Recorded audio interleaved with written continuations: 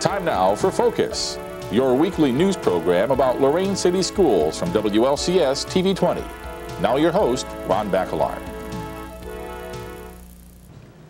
No doubt you've heard the expression, so go the schools, so goes the city.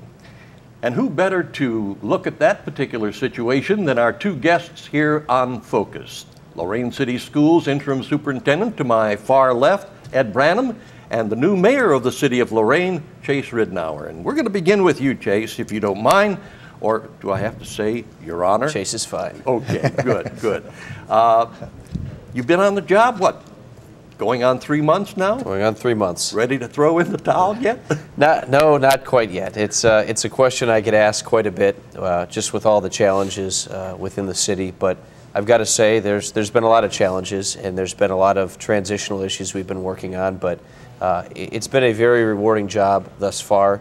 And I think looking out into the future, we've got a lot of very bright days ahead. There's going to be a lot of tough work that has to be done to get us prepared for future success. But you know, when I decided to run, I had a sneaking suspicion that it was going to be a tough road to go for a while, and it hasn't let me down in that. My thoughts have been satisfied with respect to that, but it's been a good time. I'm really enjoying myself. Needless to say, the expression that we oftentimes hear and how I opened up the program, so go the schools, so goes the city. Schools are an important element of a prosperous city. Is that a safe assumption? They're absolutely critical. I've said for so long, the schools in the city they're interconnected. You know, as one goes, so goes the other. They will rise together, will fall together. School district, school-related issues rank up there with safety, with infrastructure, with housing.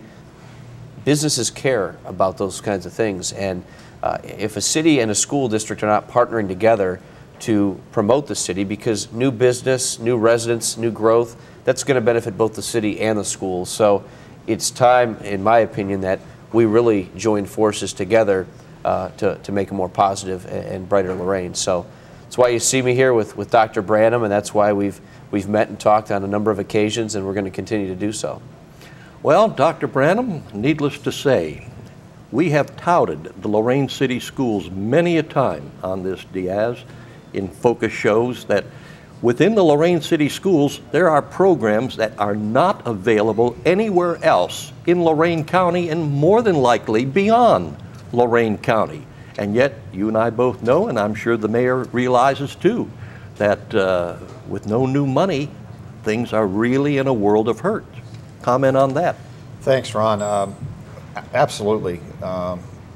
We have some tremendous programs, and as you know, we've done a great job in our infrastructure and our building projects. 10 new elementary buildings, state-of-the-art buildings, 3 new middle schools, and now we're undergoing our last major project in the Ohio Facilities Commission, which will be our new high school, $73 million project. And we have the buildings now. They're state-of-the-art. Smart boards. Our children have e-books and notepads and iPads, and we're looking at obviously the instruction of the future.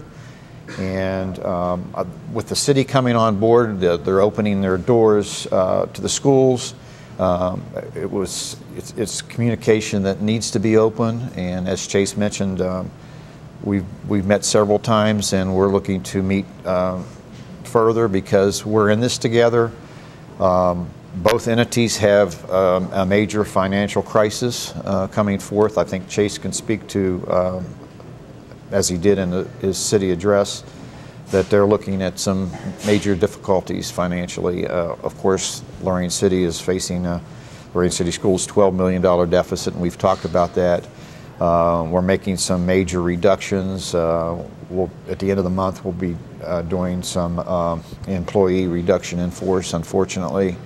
But we're going to have to get to the bare bone and maintain our academics and our programs and find ways to reduce further and do things like shared services, partnerships, not only with the city, but Lorain County Community College, and Dr. Roy Church has extended his help and his support with his staff and his facilities. And So we're doing a lot. I think we're going to show the community that we can work together, and we're going to look to whatever we can to save the taxpayers' money and move forward.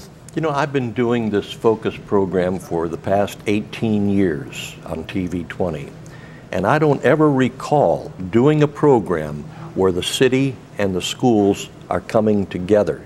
Is this a whole new concept? I wouldn't call it a new concept. I think that we did some things like with City Council, the schools offered, taping the council meetings at one time. Back with maybe Joe Kazura when he was mayor, and I was the interim superintendent or in HR, and we did some things, but never to the extent of what we're doing this year. And I think I'm not sure why, whether it's just the new administration from the city and new faces, new people, and maybe it is a crisis period, for both entities. And it's something that has to happen. And again, it's not just the city of Lorain, it's across the state of Ohio. I think every governmental agency and unit, they're looking for ways to save money. People are hurting. We've got a very poor economy. And, yes, we're going to go back to the community and ask for new revenue.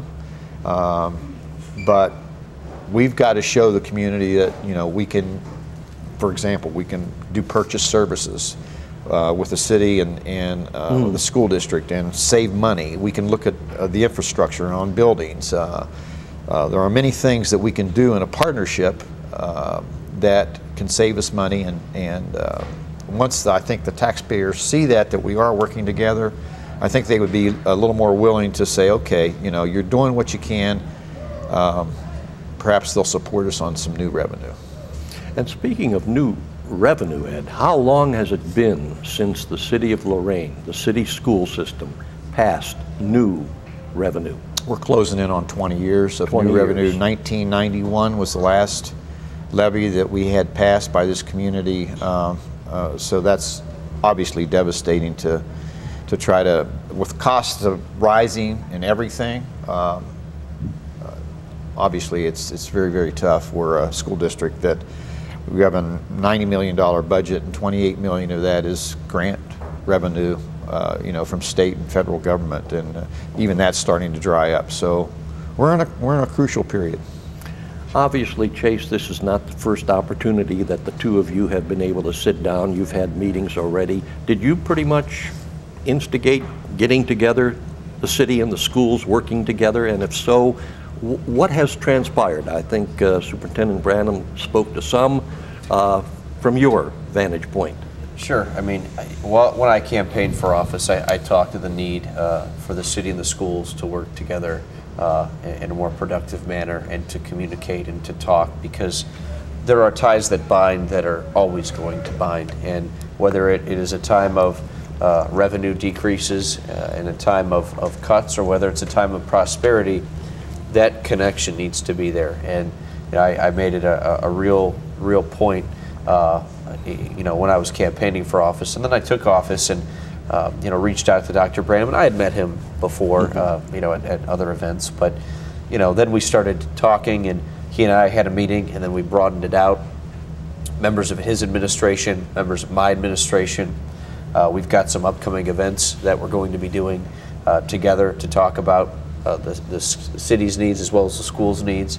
But it's just an ongoing dialogue, and we're really looking at ways, as he alluded to, of coming together on things that we're both spending money on. I mean, it's no secret that the city has financial issues that it's dealing with this year and really next year with the cuts we're seeing from Columbus in our local government funding. So we're going to have financial challenges as well. So we want to sit down, orchestrate together, talk together about what we can do to help one another, but also to affect the bottom line.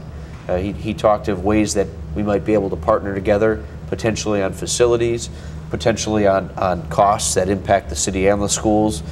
Hospitalization costs, for one example, particularly in light of Obamacare and what that's going to require of localities in terms of the size of their plans. So coming together for economies of scale when that makes sense, partnering together on communication efforts, newsletters, city website, programs such as this, as well as those ones that are going to impact the actual balance sheet. So there's a lot of things we're exploring, and to support. You know, it's easy for me to send a resolution down to City Council saying I support what the superintendent's doing, I support the tax levy on the ballot, but it's a piece of paper.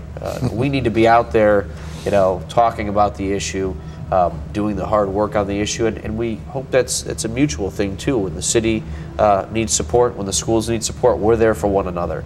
We have to be, because we're in the same boat.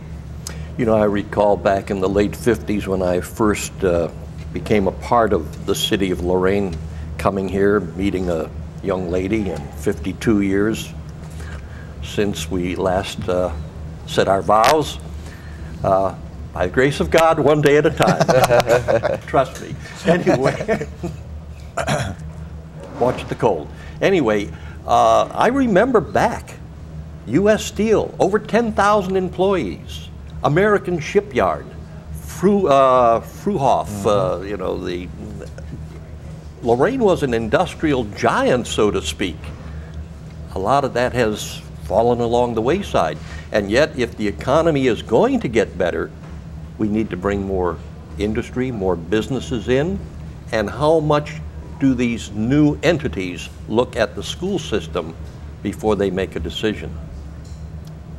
Many of them, I mean, they're going to look at the schools, they're going to look at geography, they're going to look at safety, they're going to look at housing, they're going to look at the workforce. You know, I'm happy to say in the first few months we were able to finalize the deal with Republic Steel, adding 449 jobs here and retaining 100. And that was a very tough negotiation, because their alternative site was Mexico. And what happened was, yes, the city and the state came through with some significant incentives, but on top of that, we have a workforce that is trained and prepared to do the type of work that Republic's doing. We're hearing good things out of U.S. Steel. I took a tour of that facility about a month ago.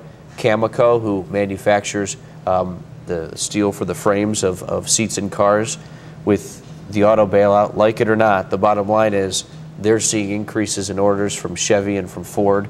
They're going to be hopefully expanding. So there's positives in the manufacturing side of things. We're looking at shoring that up because the economy is coming back, but also trying to reach out and get some new industries in here. Schools are very important, but it's so important for a mayor to market what our assets are. Lorain schools offer many things that other school districts do not offer. And our waterfront, our workforce, when you look at the schools and the direction the schools are moving in, and I compare the schools to the city. Are we where we want to be? No, we've got a lot of work to do. There's no question. You should always be looking to make progress and improvements, but you got to take ownership of what you do well, and you got to market yourself and sell yourself. And I talk very positively about the Lorain City Schools. Do they need to move forward? Yeah, so does the city. But if we're doing that, and these companies that have come to me have said, look, we know there's no magic wand. We know, you've got infrastructure problems. We know you've got a housing problem to tackle. We know these things are present. Show us some progress. If we see progress, I mean, I would argue anybody to find me a piece of property on the lakefront between Cleveland and Toledo that is more valuable than what the city of Lorain has. And we're in the process of, we're working at taking the high tension wires down. We're working at a regional authority for wastewater to remove that wastewater treatment plant to really create opportunities for development. I think we've got very bright days ahead of us, and it can only be better working with the schools to help them in their path in terms of moving forward, because we've got the same path and the same road to toe. And Mark, or Ron, you mentioned, I don't know where Mark came from. Is right. that your middle name? No, but that's okay. I've got a cousin named Mark Bakalar. Okay. Yeah. Ron, you started the program out talking about marketing what the schools have, and letting people know and getting the word out. It's the same thing in regard to the city. I mean, we really need to start looking at when these new companies come in here with their families, we need to have maybe a joint brochure in regard to the waterfront and the schools, and the design of the new high school, for example, and we're going to have a state-of-the-art auditorium. We're going to have a fine arts program at the high school. They're going to be amazing. You know, the athletic facility is just going to be tremendous. The high school, the new high school, is going to be the gem of this city. But all of that needs to be packaged in, you know, a combination of the city and the schools, and we need the market piece. Yeah. And I'll tell you, there are things that I believe as mayor I can do, or policies I can push that are going to directly impact the schools in a positive way. And one of the things I've been talking about since taking office, it's one of the issues that I think, because people always ask, they go, there's so many things to do. Where do you even begin?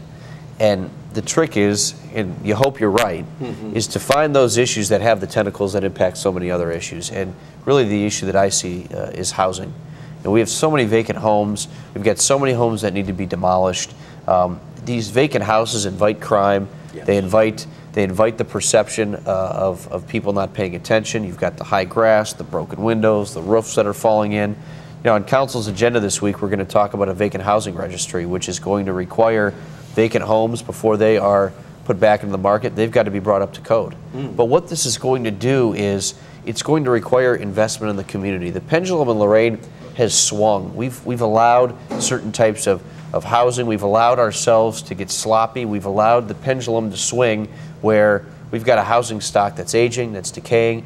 Anything I can do, the city can do, to address these core issues that are really key barriers in terms of bringing development and investment into the city, that's going to have a direct impact in what the school is doing. It's going to have a direct impact in property values. It's going to have a direct impact in the types of people we are recruiting and bringing into our community. So I'm a believer, because I hear all the time, well, you're the city. You don't control the school board. You don't control the superintendent. You don't have a setup like Cleveland does or what have you. I want that. I think good public policy, we can make some really good inroads and be really helpful to the school system. And with that note, we're going to take a short break, and we'll be right back. Brittany, what are you reading? The History of Lorain City Schools. It's a pretty interesting book. You should read it. What a wonderful idea. I think I will too. Hey, what's good, y'all? Shh. Wow, I just want to know what y'all were reading. I mean, oh, the History of Lorain City Schools?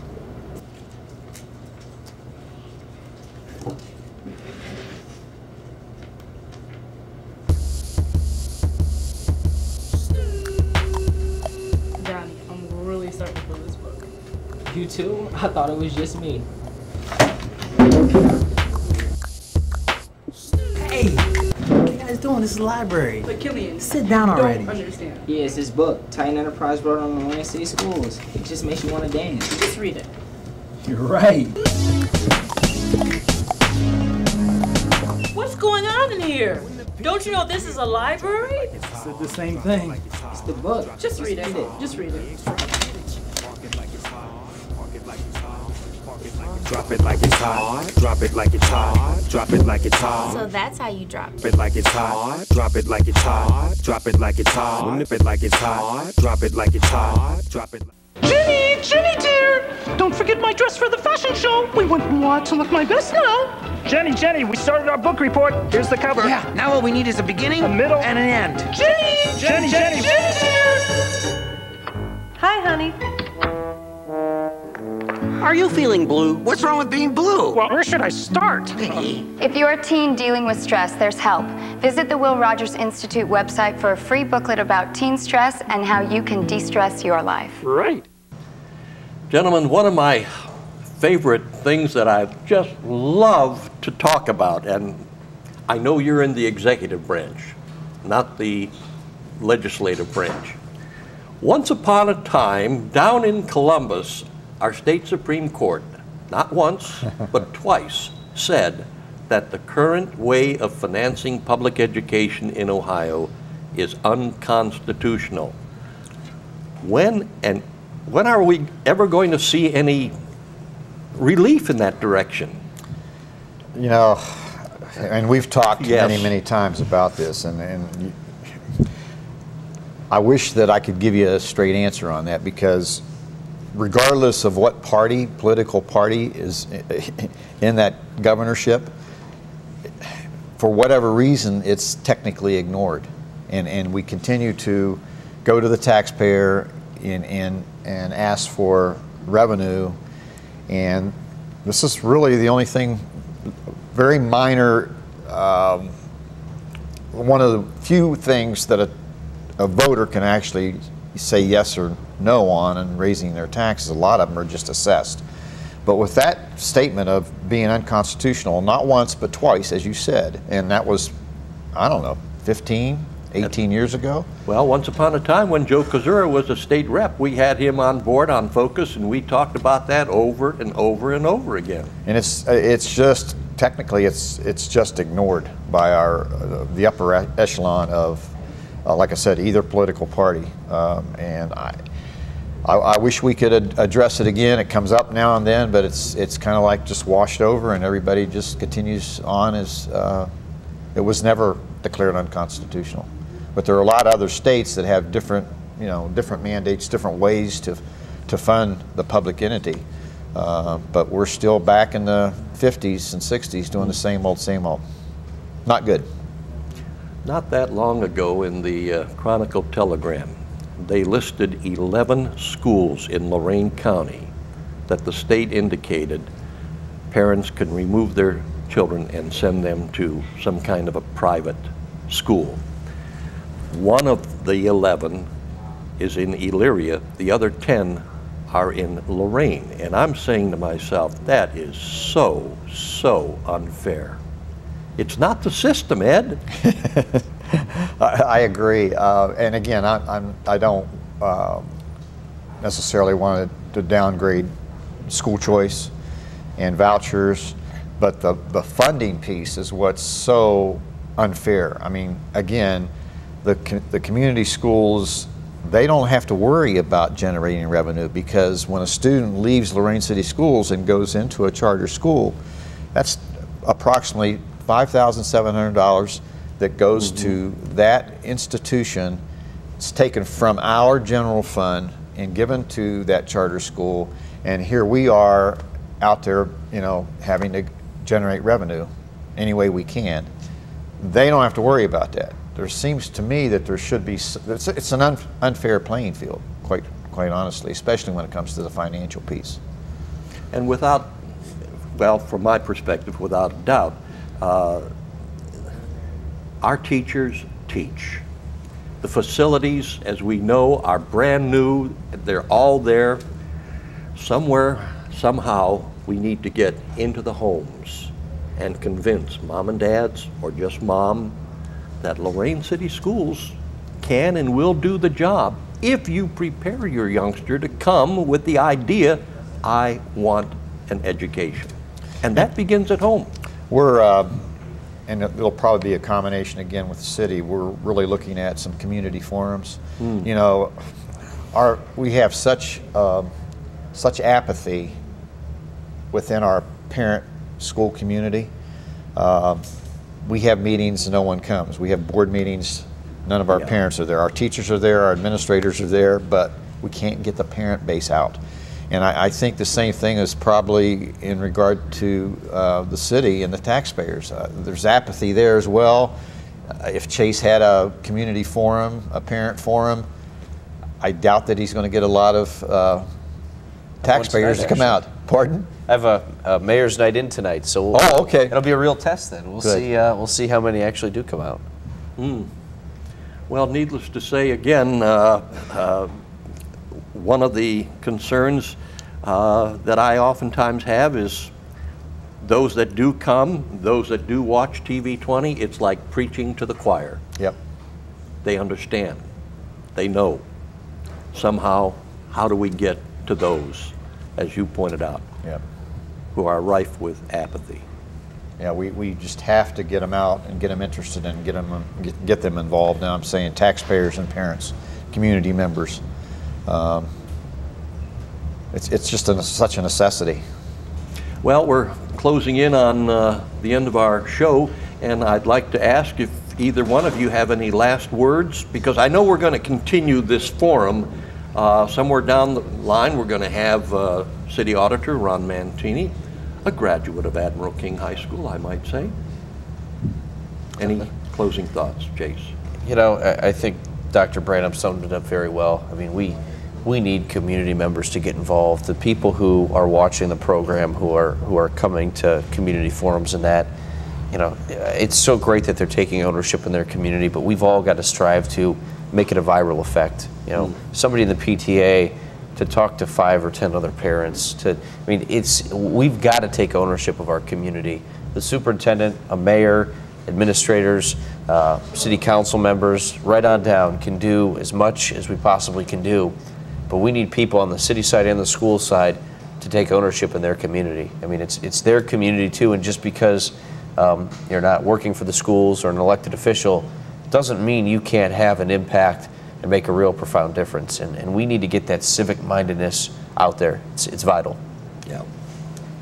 I concur wholeheartedly, and I'm just really pleased that the mayor is, opening up his staff, and we can do some combined services and partnerships, and I'm looking forward to working with him. And I thank you also, yes, and TV20 Lorain City Schools for hosting us today. Our pleasure, without a doubt. In fact, I recall back in the fall we did a focus show with the 2 ladies involved with the Lorain Pride Initiative. And this is the type of thing that word pride, so important. We need to take pride in our city. We need to take pride in our school system. And when we do that, there's no holding us back. Thanks, Ron. Thank you. Until next time, Lorain. Okay. This has been a production of Lorain City Schools, TV20 WLCS. To purchase a high-quality copy of the program you just viewed, please call Lorain City Schools Television at 282-8400.